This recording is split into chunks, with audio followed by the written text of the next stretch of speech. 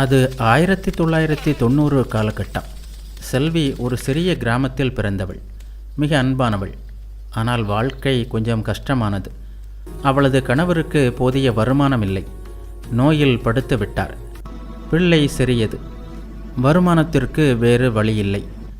அதனால் அவள் நகரத்திற்கு போய் வேலை செய்ய முடிவு செய்தாள். சென்னைக்கு வந்தாள். ஒரு பெரிய வீட்டில் வேலை கிடைத்தது.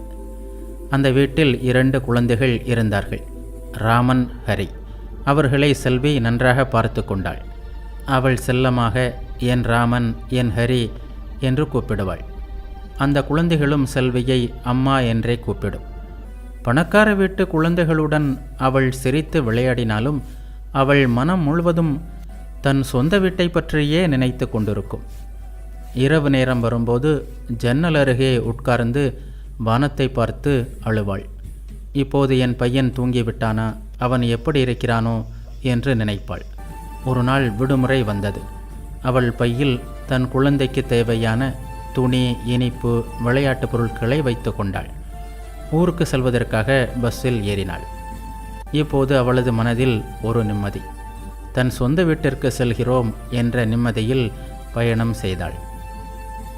எல்லா கடமைகளையும் செய், ஆனால் மனத்தை இறைவனிடம் வை.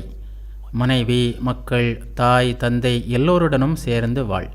அவர்களுக்கு சேவை செய்.